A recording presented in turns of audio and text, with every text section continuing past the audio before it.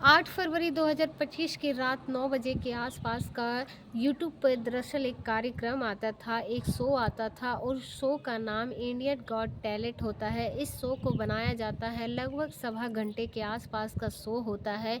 इस शो को सिर्फ वही लोग देख सकते थे जिन्होंने उस चैनल को या तो मेंबरशिप लग रखी थी या फिर सब्सक्रिप्शन किया हो। बाकी लोग इसे आम लोग नहीं देख सकते थे, लेकिन जैसे ही वीडियो अपलोड होता है तो बहुत बड़ी संख्या में, क्योंकि 7 मिलियन से ज़्यादा शायद सब्सक्राइबर हैं, उसे देखते हैं और देखने के बाद लाखों की संख्या में लोग देख लेते हैं। तो उसी का एक छोटा सा पार्ट निकालते हैं और पार्ट निकाल कर किसी को भेजते हैं कि देखो किस तरह की इसमें बातें बोली गई है, क्या ये वाकई सही है या गलत है। इस तरह की बातें जब लोगों ने एक दूसरे से करना शुरू किया तो धीरे धीरे वो वीडियो सोशल मीडिया पर वायरल हो जाता है।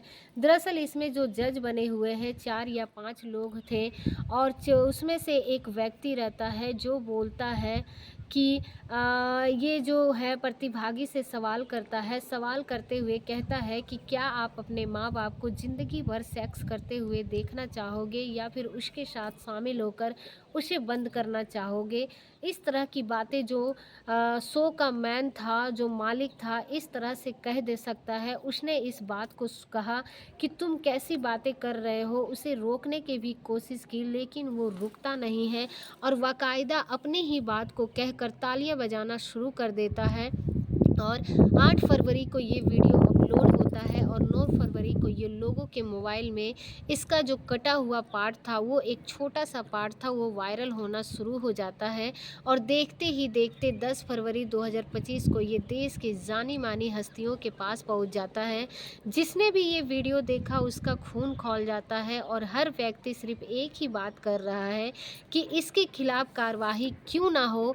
अब देखते ही देखते पुलिस हो, प्रशासन हो, शासन हो, सरकार हो, हर कोई इसी के बारे में चर्चा करना शुरू कर देता है।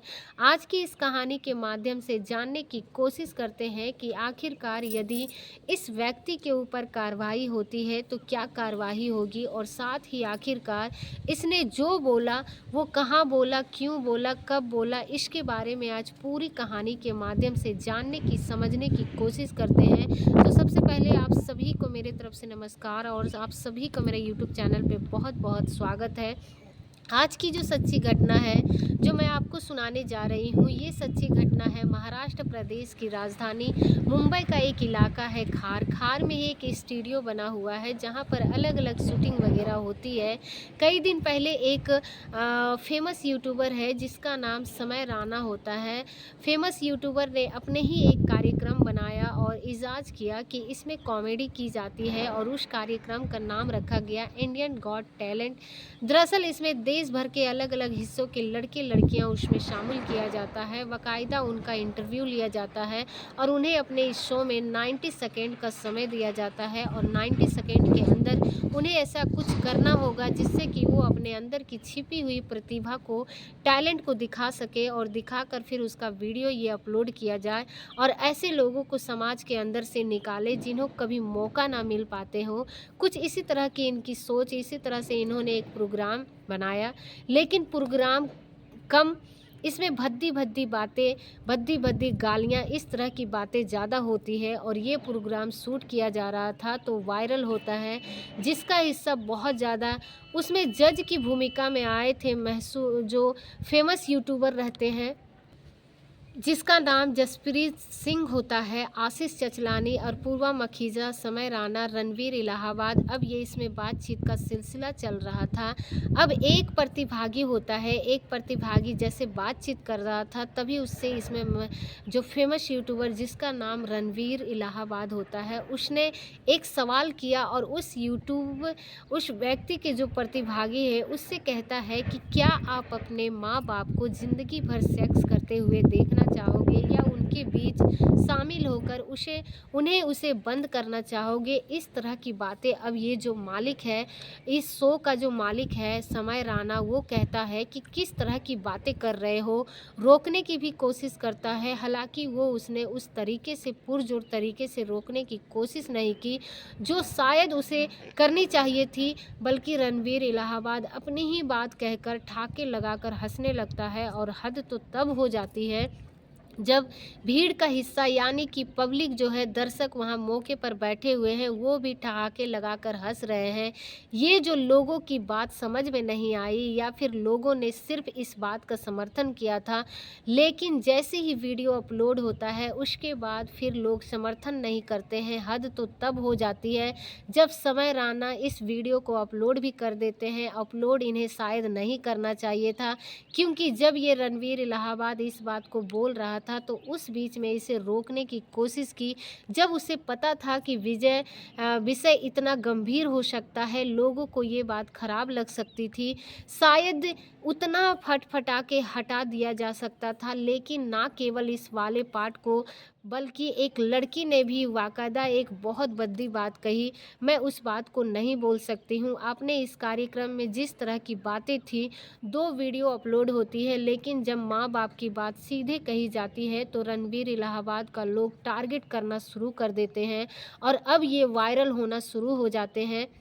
और 8 तारीख को वीडियो अपलोड होता है, 9 को लोगों को मोबाइल में जाना शुरू कर देता है, 10 फरवरी को ये हर किसी को पास पहुंचता है, तो लोगों को ने आवाज़ उठाने शुरू कर दी। अब ये लोग जानने लगते हैं कि आखिरकार रणवीर इलाहाबाद गया कौन है।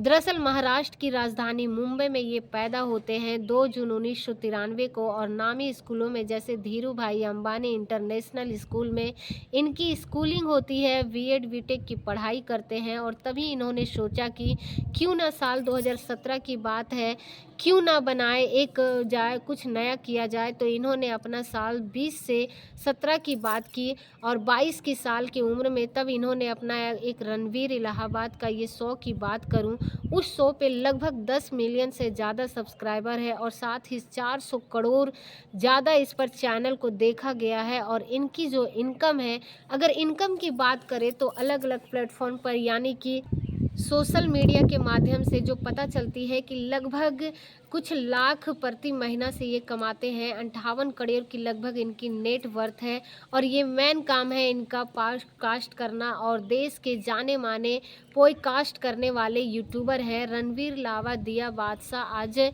देवगन की भी, अक्षय कुमार की, या टाइगर श्रॉफ की हो, रोहित शेट्टी हो या फिर न जो भी हो एक्टर हो, दिलजीत हो, सबको बुलाकर ये करीना कपूर ऐसे बड़ी बड़ी बॉलीवुड की हस्तियों को इन्होंने इंटरव्यू किए हैं, उनकी ज़िंदगी से ज़्यादा जुड़े सवाल किए हैं और ऐसी चीज़ें लोग देखना भी पसंद करते हैं। यही नहीं, जो फेमस लोग हैं, चाहे वो विकास दिव्य कृति हो या फिर दे चित्रलेखा हो, कश्यप हो, कथा सुनाती है, बहुत फेमस है और फेमस यूट्यूबर ध्रुव राठी भी इन्होंने इंटरव्यू लिया, उनकी निजी ज़िंदगी के बारे में पब्लिक को बताने की कोशिश की है। कुमार विश्वास जो कि देश के जाने माने कवि है, साथ ही विदेश मंत्री एस जयशंकर है, अभी हाल में ही उनका नाम बहुत ज़्यादा चर्चाओं में रहा है।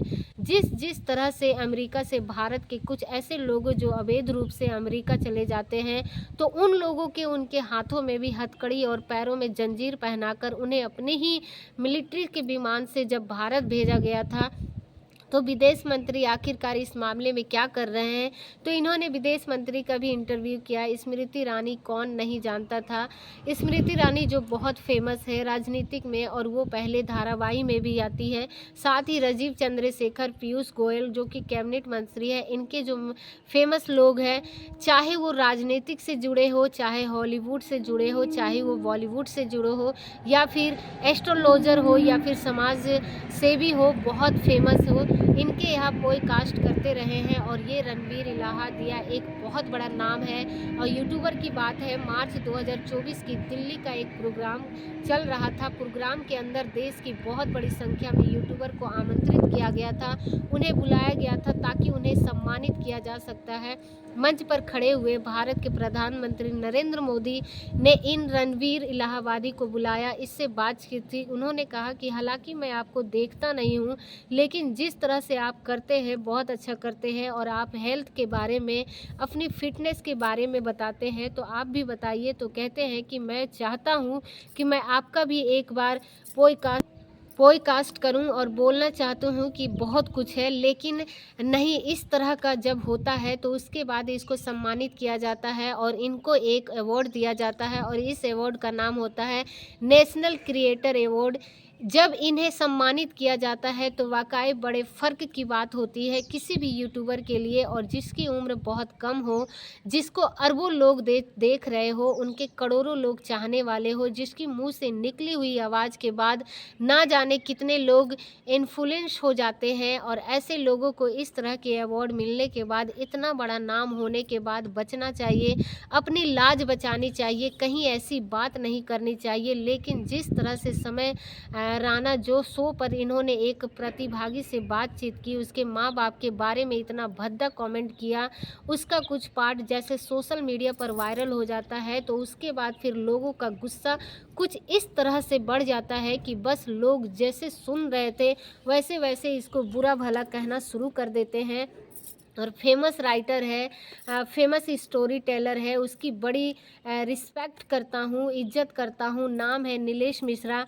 मैंने बहुत कुछ उनसे सीखा है। जब उन्होंने एक ट्वीट किया, बहुत लंबा चौड़ा, उन्होंने लिखा कि अपने उस पे एक्स हैंडल पर लिखते हुए कहा कि अभिव्यक्त की आज़ादी का मतलब ये नहीं कि आप कुछ भी भर परोसे, ये बहुत गलत है। और ऐसे ही एक बहुत फेमस राइटर हैं, और वो शायद गीताकार भी हैं, मनोज मूर्ति, इन्होंने बहुत कुछ कहा। और जो भी कार्यक्रम में बैठे हुए हैं, जो लोग हंस रहे हैं, वाकई बात हैरान करने वाली बात है। जब ये बोलते हैं, जब इनके जो चैनल का मालिक होता है वो कहता है कि क्या बकवासबाजी कर रहे हो, लेकिन वो इतना बोल के शांत हो जाएगा, लेकिन वीडियो अपलोड कर देता है। उसके बाद जो यहाँ पर बैठे हुए ये बातें सुन रहे हैं, दर्शक वहाँ मार के हंस रहे हैं। उन्हें इस बात की, इस विषय की गंभीरता ही नहीं पता है कि रणवीर इलाहाबाद ने कितनी भद्दी बात कही है।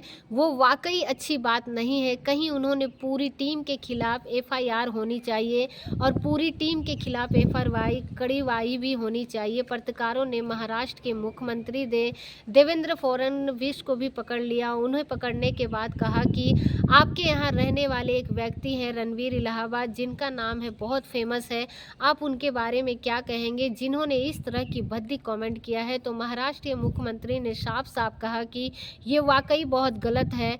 अभिव्यक्त का मतलब ये नहीं कि आपको बोलने की आज़ादी है तो आप कुछ भी ऐसा बोलेंगे जिन्होंने दूसरे को परेशानी हो, और ये बात भी बोली कि शायद दूसरे को परेशानी हो, और इतना भयानक, इतना भद्दा बोला, इस मामले में तो कड़ी कार्रवाई की जाएगी। अब ये मामला टेलीविज़न के अलग-अलग हिस्सों में, नेशनल टेलीविज़न हो या फिर अखबार हो, हर जगह की चर्चाओं का विषय बन जाता है।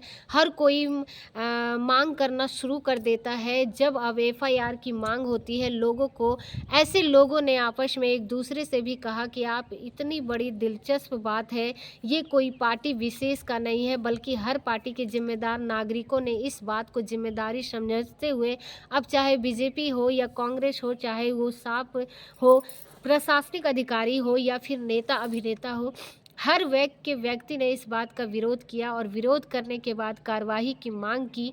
एक वकील ने तो बाकायदा मुंबई की पुलिस कमिश्नर को एक शिकायत भी भेजी। साथ ही राष्ट्रीय मानव अधिकार आयोग ने इसे श्वेत ही संकलन किया और वीडियो को हटवाने की बात भी कही। हालांकि वो शायद वीडियो का उतने पार्ट को कट के अलग कर दिया गया है, लेकिन जो भी वीडियो वायरल हो रहा है उसका या तो उस लड़कों पर, उन बच्चों पर, जो इन रणवीर इलाहाबाद के जो करोड़ों उसके फैंस हैं, उन पर क्या असर पड़ेगा, क्या सीखेंगे उनकी बातों से। इसलिए मामले की जांच पड़ताल तो शुरू हो गई है। हालांकि जिस जगह पर ये शूटिंग हुई थी, उस हर वीडियो में पुलिस जाती है और जाके पता करने की कोशिश करती है कि पूरा मामला की जाँच पड़ताल होगी।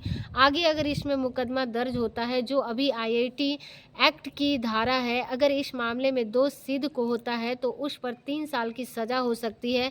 रणवीर इलाहाबाद के साथ ही जुर्माने की अधिकतम सीमा बताई जाती है करीब 5 लाख के आसपास। ये अगर दोष सिद्ध होता है तो जज को ये पूरी पावर होती है कि वो सज़ा भी दे सकते हैं, जुर्माना भी ले सकते हैं, दोनों भी काम कर सकते हैं। यानी कि सज़ा भी दे सकते हैं और उसके और जुर्माना भी लगा सकते हैं। हालांकि ये मामला बहुत ज़्यादा हाईलाइट होता है तो रणवीर का दिया हुआ ऐसा लगता है जैसे क्या उसने वाकई गलती कर दी हो। उसने पब्लिक के सिंदेपी गेन करने के लिए, अपने जो चाहने वाले थे उसको, दर्शक है उसको दिखाने के लिए, जो जो भी माफ़ी मांग रहा है, लेकिन माफ़ी मांगने का जो उसका अंदाज़ा है, स्टाइल है, उसमें ऐसा लग रहा है जैसे कितनी अकड़ है उसके अंदर। तो वाकई ऐसे लोगों की अकड़ ढीली होनी चाहिए। हम भी अपनी वीडियो के माध्यम से जो ऐसे ऑफिसर अगर हैं इसे देख रहे हैं तो एक ऐसे व्यक्ति के खिलाफ कड़ी कार्रवाई होनी चाहिए और कम से कम इस तरह से भद्दे कमेंट तो नहीं करने चाहिए।